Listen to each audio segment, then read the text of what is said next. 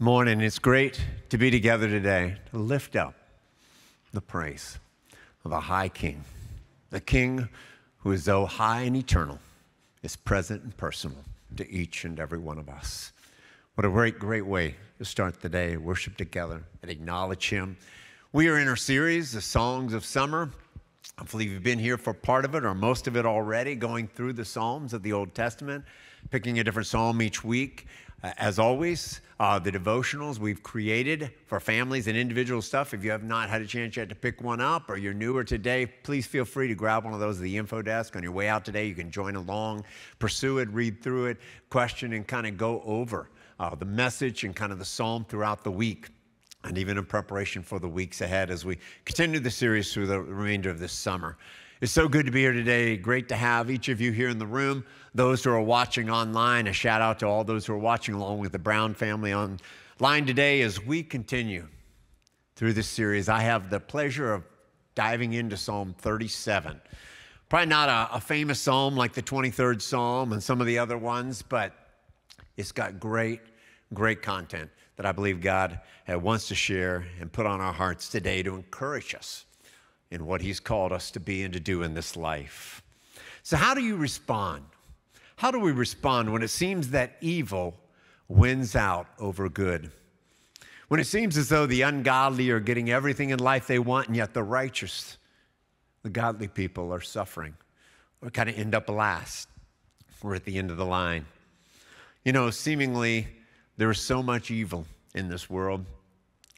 We don't have to look very far around, and we begin to see that all around us. Examples of injustice around us everywhere. On the big ticket scale, on a larger scale, we begin to look and we see all sorts of depravity, if you would. School shootings. We see the refugee crisis. We see the wars that have raged around the world. Just so much injustice that is happening. Sex trafficking, human trafficking, child abuse, food insecurity, and on they go. They're in this world that we live in, and they're all around us. We see them daily and live with them all the time, where seemingly evil is prevailing and good is lacking. And really, the psalm today is so present and so real for us because it goes beyond those big ticket items, my friend, to each of us who have personal experiences with that arrogant neighbor or that coworker who brags all the time about cheating on their taxes and never getting caught. Their home is nice, luxurious stuff. They show you all these pictures of all the beautiful cruises and places they've been. And yet here you are, never cheated on your taxes, trying to do what's right in life, trying to honor God, but yet it seems like you're barely getting by. It seems as though maybe you're even living paycheck to paycheck. So why is it that the ungodly seem to win in the world around us and that evil seems to prevail?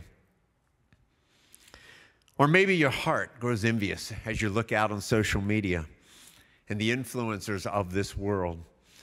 Of course, everything that they have you long for, their seemingly beautiful lifestyles, their good looks, their charismas, their families, their big break that got them to those 50 million friends and hits and everything on social media. And yet you're waiting. You're just longing. When will I have that big break? When will my chance come? And yet you're only hit with another emergency. A car repair, appliance goes down, and all the while, you're trying to figure out, why is this happening? Yet those influencers continue to worship themselves, to build their kingdoms, while you, on the other hand, are worshiping the Lord. And your life and the things you're doing show that exactly each and every day. Why is it that the ungodly seem to be losing and the righteous, ungodly seem to be winning and the righteous suffer? First of all, we constantly need to be reminded that this life, winning isn't the first thing in this life. You know, finishing the race is what matters most. It's not how you start, but it's finishing. The applause, the accolades, all of the different accomplishments are just for a fleeting moment in our lives. Going the distance with the eternal prize in mind is the greatest thing to do. It builds endurance, character, perseverance in our lives. It creates the righteous people that God desires for us to be. It's not starting out strong, it's ending well in life. It's a long game. I love the words of President Woodrow Wilson, who said this: "I would rather temporarily fail in a cause that will ultimately succeed than temporarily succeed in a cause that will ultimately fail." You see, Psalm 37, David is stressing this exact point, that what is important is not a life as it begins, but it's the causes, it's a life that ends well. One that shows a God who has been faithful and lives out. It's a life in progress. Appearances, as you know, can be very fleeting.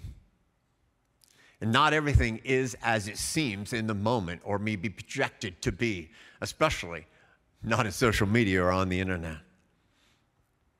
Some have said that we're living in a world that has gone mad or bad. And truly, we understand that we do live in a world that clearly has walked away from God's wisdom and his plan.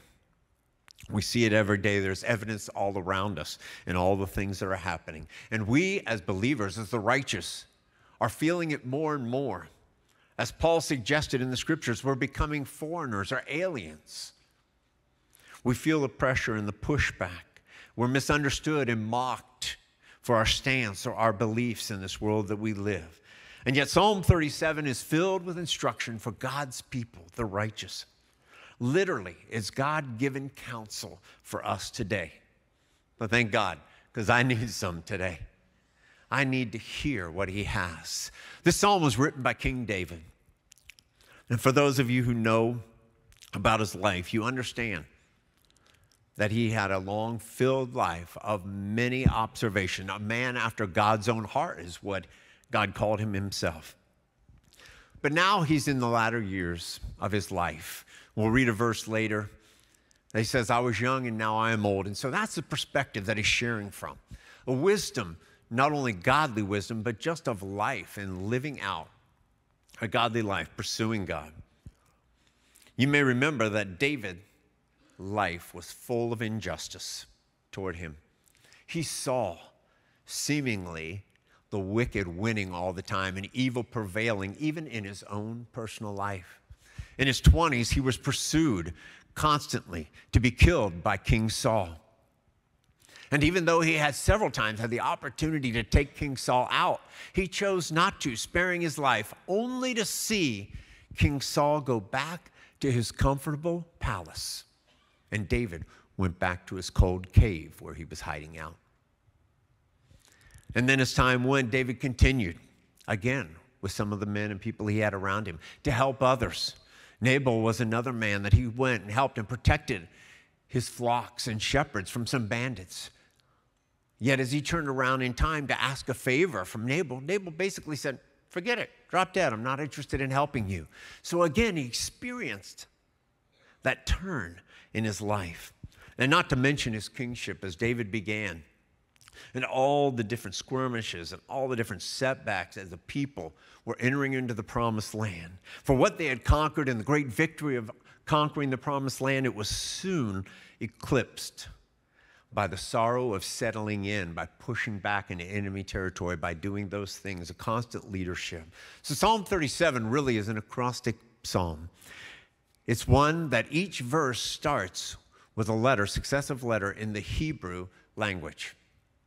And so I don't tell you that this morning to tell you I'm going to teach you Hebrew or anything, because God knows I couldn't. I barely got through Greek class as it was, which is what the New Testament's written in. But what I'm telling you is this isn't one neat, nice little logical argument that's presented, but rather it's an artistic presentation of wisdom. It's God's counsel to us, his people, the righteous. It's a way for him to communicate how we can get through a world that seems to have gone mad that we're living in today. Practical conclusions of how to live faithfully for him and trust in him. And many times the way that this is done through the wisdom psalms is this, that it's actually, the wisdom is shown in a contrast between the righteous and the wicked or the ungodly. And so that's exactly what David does throughout this psalm. So as we begin to think about this psalm, I want us first to be all clear on one point. As we look at the righteous or the godly and the ungodly or the wicked, I want us to understand who those two groups of people are. And I think we may think we know, but I just want to clarify it for all of us in the room today, exactly what we're talking about. So I want to skip to the very end of Psalm 37 to explain this. In verses 39 and 40, we read these words. The salvation of the righteous comes from the Lord. He is their stronghold in time of trouble.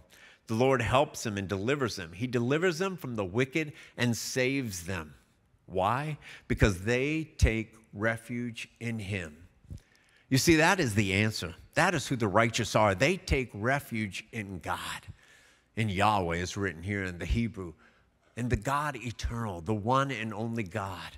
We take our refuge there. And we see this answer throughout the book of Psalms. It begins in Psalms 1 and 2, where we see that the righteous take refuge under the shelter of the tree or along the stream. Again, they take refuge in God, in the one who is there for them. And we continue to see this throughout the Psalms. And quite the opposite we see as well. The righteous are those who take refuge in God, and the wicked are those who don't. In fact, the ungodly or wicked are those who refuse to take refuge in God. Basically act as if God is not real. And in Psalm 14, they're addressed as practical atheists because that's what they are. And they're called foolish because they will not take God and trust in him. And again, the righteous are called such because they do trust in God and all that he has for them. And it makes all the difference in the world trusting in God. So you may not consider yourself righteous today, but you can. Every one of us can. And so let me just share this profound truth that David shares in this 37th Psalm. Verses 30 and 31, he says this, the mouths of the righteous utter wisdom, and their tongues speak what is just. The law of their God is in their hearts. This is a profound promise that David is telling us. It's a promise of the new covenant of what is to come in believers' lives, those who are righteous, those who take their refuge in God. And he's sharing that basically the law of God is written on our hearts when the Holy Spirit comes into our lives, which basically happens when we place our faith in Jesus Christ. So the law of God on our hearts is what it means to be righteous, to live for God, to take refuge in him. So to clarify,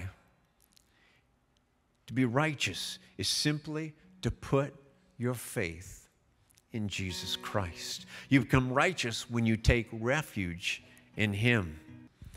Here's the counsel for us today. I love that David begins this psalm. He argues and repeatedly tells us, the righteous, do not fret, do not worry about what's going on in the world around you. Or the evildoers, because what eventually is going to happen to them is their demise.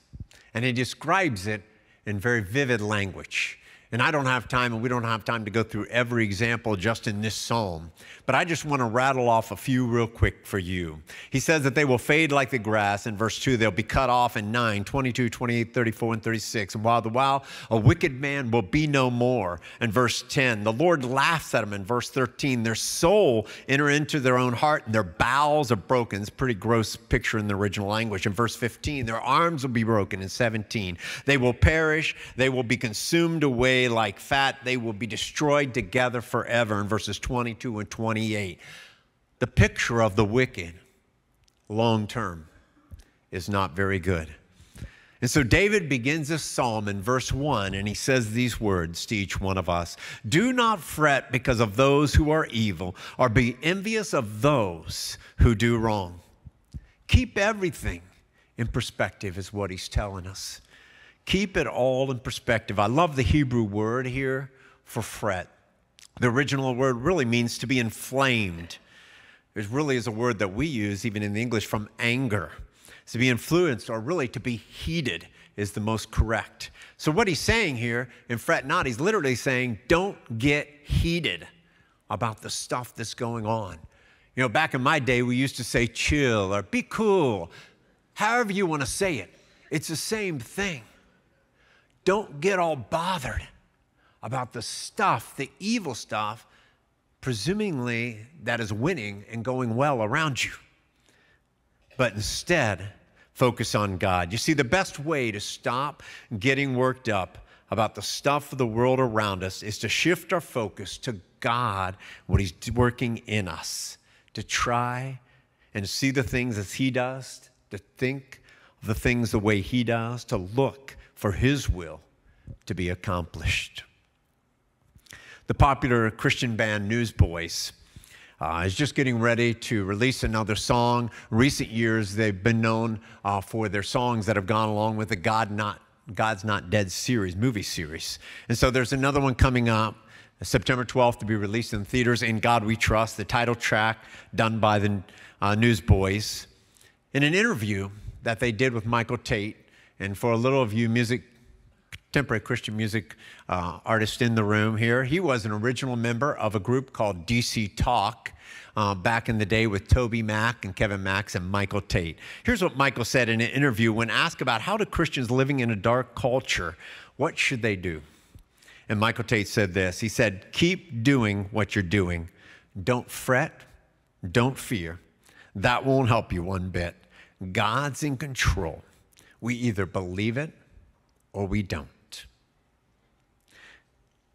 So how do we get there? How do we get to a place where we're not heated up, where we're not caught off guard by the stuff we hear and the things we see every day that we have to deal with?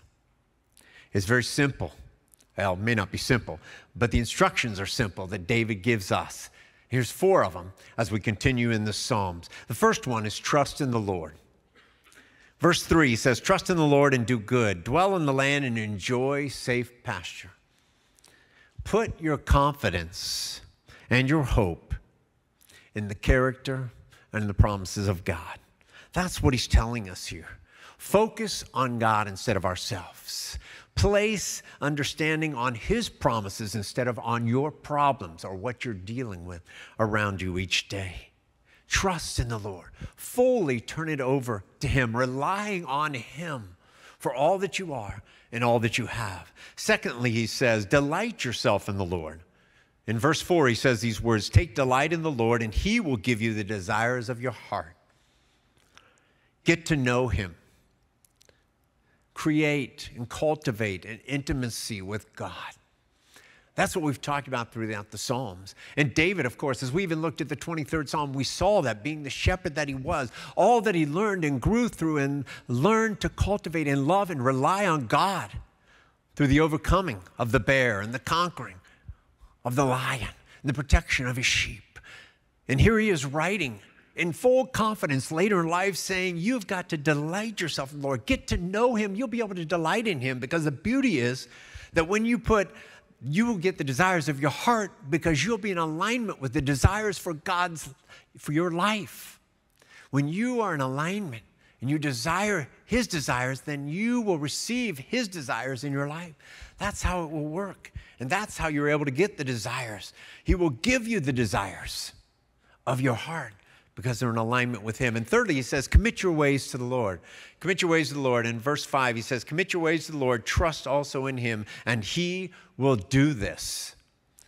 I love that phrase in different translations from the original. He will do this. He will make this come to pass. He will act. Be confident in what he will do.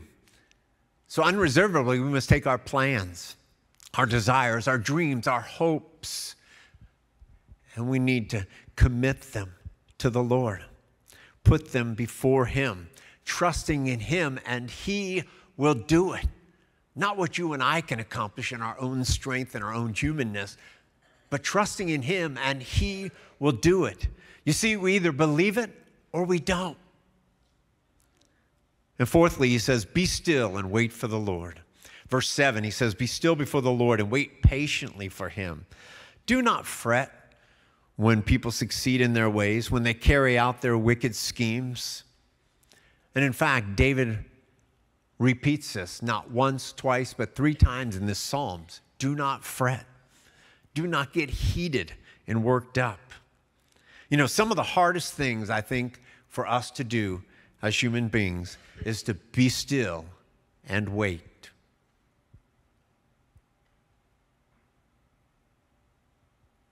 Just like almost that uncomfortable pause right there. Just to be still and wait is difficult. I mean, who has time to do that anyways in our life? It's crazy, but that's what God calls us to learn to wait upon him. And you know, I find it interesting in our life because when we're waiting, what it means is we're out of control. We're not in control of the moment when we're waiting on something or someone else. Yet we do it all the time. You've done it, I've done it. We go to the doctor's office. We wait. Unfortunately, you got to go to the dentist office. You wait. At the airport, you wait. These waiting rooms, we subject ourselves to all the time, willingly. But yet, when it comes to waiting upon God, many times we try to supersede and skip the process and jump on to what we want to do. Instead of waiting for God to bring the right thing at just the right time in our lives, we force ourselves into a bad situation many times because we couldn't trust in waiting on God. All because the fear of waiting or perhaps missing out. But you see, waiting on God means that we're at perfect peace with his plan for our life. It enables him to do what he wants to do in and through us when he wants to do it. So David says, "Be still and wait upon the Lord." I'm reminded of Isaiah 40:31, where the prophet says these words, "But those that wait upon the Lord shall renew their strength. They shall mount up with wings as eagles. They shall run and not be weary. They shall walk and not faint." Do not fret on what's going on around you. Trust, delight, commit, be still and wait on the Lord, and he will do it. He will do it. The overriding theme of this psalm, as we begin to see here, is having patience and confidence in God. It's receiving from God. Instead of being distracted by the things around us in the world, it's focusing on him and waiting upon him to do what he's going to do. I love the words of verse 23 as he continues with this concept. When he said, "The Lord makes firm the steps of the one who delights in him." Now, the word steps here in the Hebrew, in the original language, is really a plural. It's suggesting that God's guidance is a process of steps, a series of steps that take us through our lives to the destination that he desires for us, the journey that he's called us on. And it's interesting that these steps are a series of steps. And yet, many times we may ask the question, well, why the heck wouldn't God just tell us those steps right now? Well, you know as well as I do, we could not handle that information. Plus, we'd miss out on what it means to depend and have faith in God as he takes us that next step and around and through that next, perhaps painful situation in our lives. And again, to that next thing where we rise up and we see what he's done for us. We continue to take steps after step after step because the Lord guides our steps. And we know, as we depend upon him, that every event in our lives, both good and bad, work together to bring about God's plan for your life and my life. Of course, we're reminded of the verse in Romans 8:28, where we read that plainly, and we know that all things work together for the good. Not all things are good, but all things work together, the good and the bad, for the good of those who love God, to them who are called according to his purpose. And then he goes right on to verse 24, and speaking about the righteous. And David says these words, though he may stumble, he will not fall, for the Lord upholds him with his hand. My friends, I don't know if you've noticed yet or not, but we live in a very tempting world, and it's very accessible. It's all around us, and it's possible for believers to fall. It's possible. We stumble along the way. Hello, we've all done it. Perhaps some of us are in it right now. We've stumbled through sins that we've committed, or trials or tribulations in our lives we haven't quite known how to navigate correctly. We've stumbled along the way, but because we are the righteous people who take refuge in him, he will not let us fall. I love one version says, utterly be cast down or overthrown with no hope of recovery. You will not be that. You and I will rise again because we have a king who has risen before us and will do it again and again in each one of us. We may stumble and fall, my friends, but we are not forsaken. God is there sustaining us in his right hand, no matter how it feels today. No matter how you're feeling, the pain you're going through, you will see tomorrow, and you will see how God has brought you through it.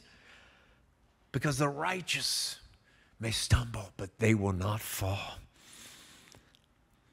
Aligned with this promise is where I want to end with today as we continue through the psalm, is exactly what David has seen, what he's experienced, and what he shares in life. Verse 25, I was young and now I am old, he says, yet I have never seen the righteous forsaken.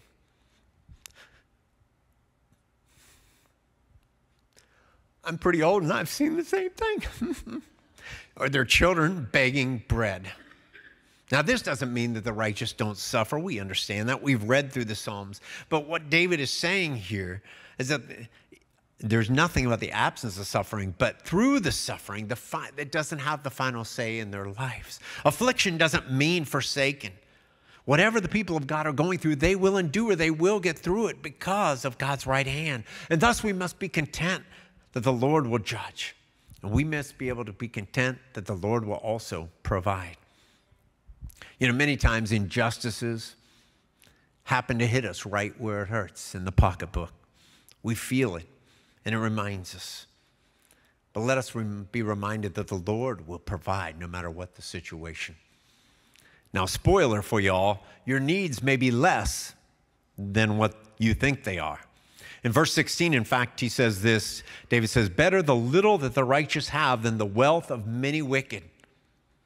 God's promise of of provision doesn't equate with the promise of prosperity. He promises to provide for you exactly what you need when you need it. It's not a promise of prosperity, that you'll have all these things and all these things will be gained. He will give you exactly what you need. It will be enough for each one of us. What I found in my own life is that when these earthly securities are stripped away, I find what matters most is a God who provides. It's a Lord who is always there no matter what I'm going through, no matter what I'm dealing with. You know, many years ago, a secretary of the British Missionary Society approached a Calcutta merchant for a simple donation to the Missionary Society. The man wrote a check for $250, which at that time was a very sizable amount. Just shortly after he had done that, he got an urgent cablegram, which was brought in informing the merchant that one of his ships and all of its cargo had been lost at sea. The merchant explained and told the secretary, I need to write you another check, I'm sorry. The secretary understood completely and returned the check for $250. The merchant wrote another check and handed it to him, and the secretary was amazed to see that the new check was for $1,000. Haven't you made a mistake? He asked. No, the merchant said, with his eyes filled with tears. The cablegram was a message from my Heavenly Father.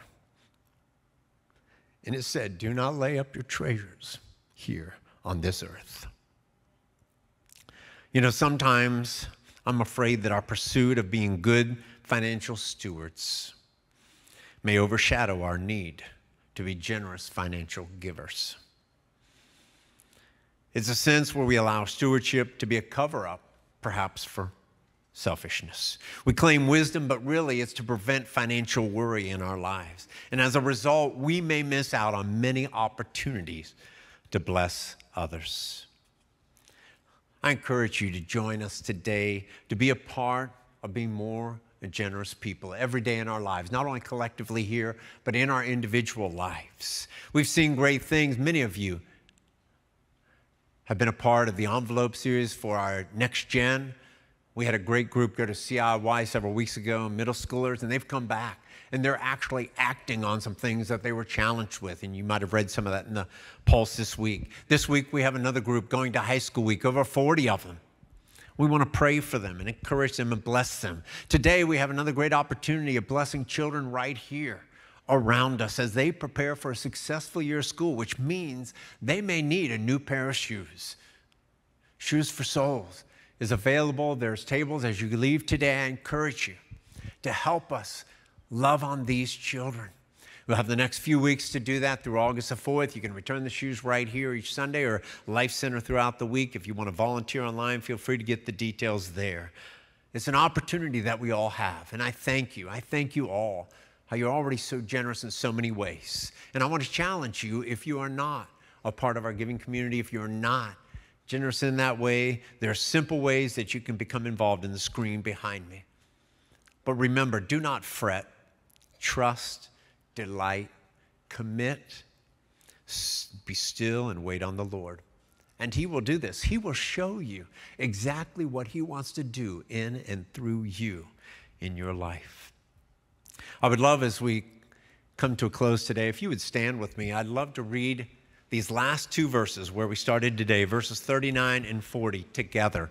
If you'd read them with me.